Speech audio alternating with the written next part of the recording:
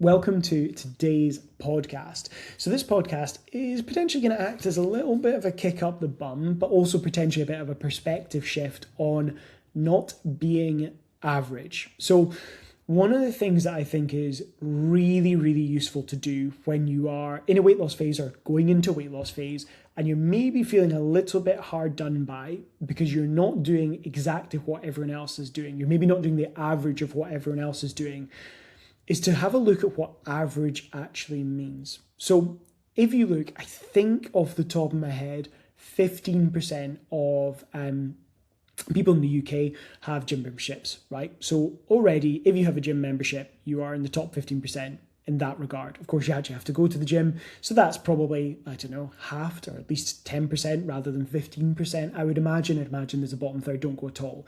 So let's start there. Now, quick bit of context to that as well. Some of you will train at home, garage gyms, etc. Obviously, this is an exception, right? So that's totally different, and that's absolutely fine too. If you're training in that environment, great. Like perfect, you're still training, that's all that matters. And if you're doing exercise elsewhere, you're already at huge advantage. So you kind of think to yourself, okay, well, if I go to the gym even twice a week, you're probably in the top 10% in terms of you actually go to the gym and you actually exercise in the gym. Like you do those two things, you're already well above the average, right? Well above the average.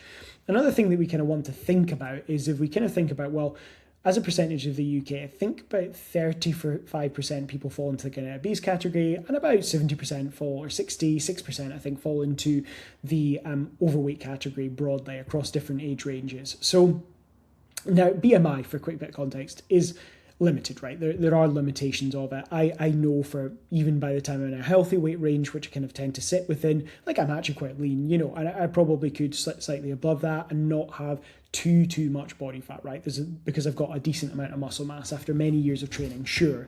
But by and large, it's not a terrible measure across general population, right? It's not bad across like wide kind of large numbers, not wide, but large sort of sample sizes or large numbers. And it's very easy to do, which is why people use it.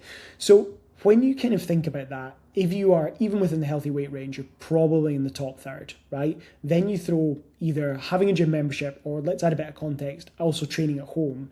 That puts you at a huge kind of like advantage in terms of position, right? Where you're probably well above average in those regards. So that's a really nice place to start. Now, of course, there are plenty of people who don't go to the gym and run and all these other things, and that's great. But when you actually look at what average is, the average statistically is not to have a gym membership by a huge amount. And I would presume that also applies to not having like a home gym setup or where you're exercising, in your garden or your shed or whatever it is, right?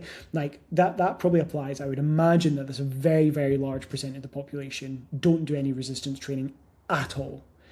Not a single bit of it a week, right? So even if you're going once a week, you're probably right up there. So that's the context for exercise we want to think about. And then when we look at the guidelines for how much exercise we're doing, the amount of people that actually meet it is it's incredibly low. It's really low. So even if you are now getting more steps in and you are also doing a bit of exercise of any form, again, you're probably in the upper 25%, I would imagine. Like there's quite a kind of gap there, right, between those behaviors and what the average is. So that's a really nice place to start, is when you feel frustrated that your friends around you are indulging lots and this, that, and the next type thing, have a bit of a look around the room in terms of how many of your friends, and it's not about how they look or anything, as we don't want to be judgmental, I don't mean it in that way, but how many of your friends are the same friends that are saying, actually, I really quite like to lose some weight, I'm not feeling very good in myself, my energy levels are crap. And you look at the average for things like activity levels with steps, you look at the average of the behaviors around nutrition, it's a pretty low bar. So sometimes when you're feeling hard done by, what we need to do is take a step back and kind of ask the question is like, I know that you kind of feel like, oh, it'd be really nice to just be able to do that, but do you want the consequence of that, right? And for a lot of us, like we've been in that position where when I gained weight, I wasn't paying enough attention to my nutrition and I was a lot more indulgent, right? But again, it's that kind of law of diminishing returns. Of course, what happens is like that first bit of food you have is really nice, but then, when you overeat a whole bag of crisps, let's say as an example, like the end half of that bag is nowhere near as tasty as the first half, right? So often is not, although it sounds great, it's not actually as good as it sounds in the first place, right? The first couple of slices of pizza or whatever it is are always nicer, or if you've got a huge portion of chips, like the first 3 chips are always nicer than the last few, like because you're just less full, you're more full at that point. You're no longer getting that same kind of benefit. So I think that's another thing that is worth thinking about when it comes to mindset around nutrition. And that's where the kick in the bum part comes from, is it can be really easy to feel hard done by when it comes to weight loss.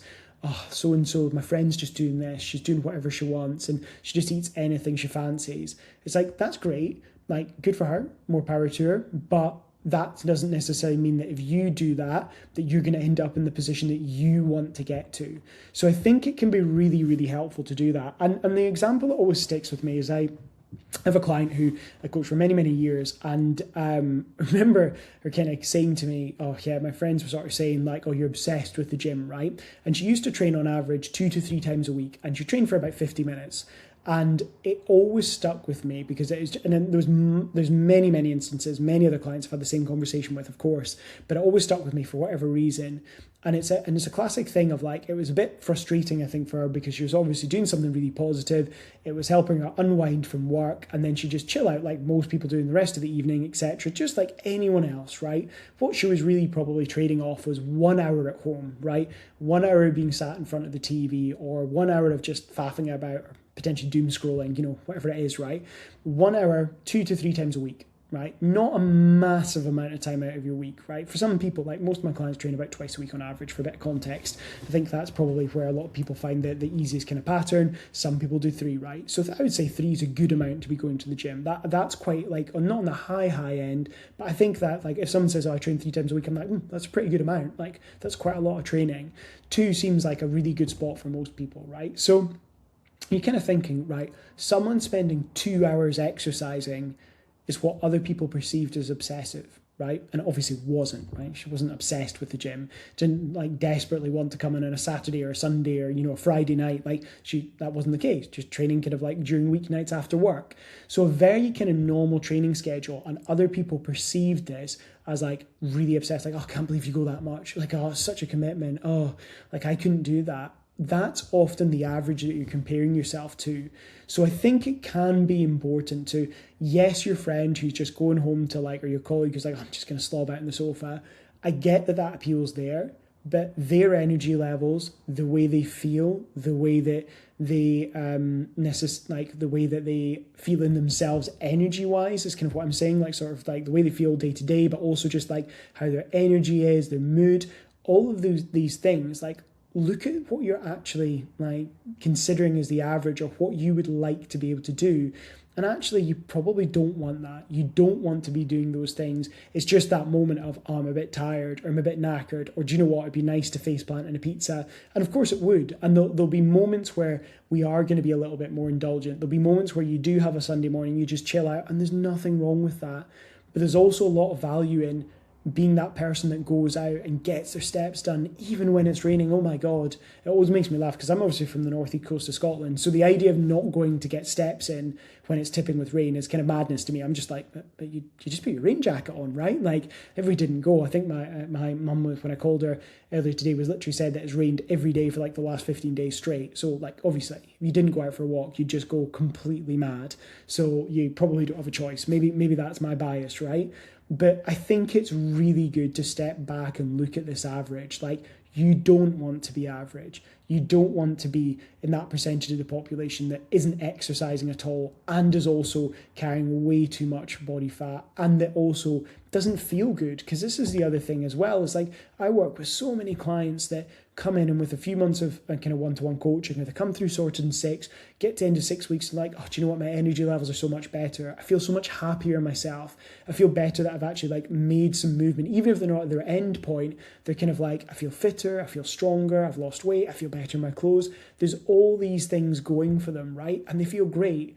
That's not average. None of that is the norm. The norm is not necessarily a very good standard at all.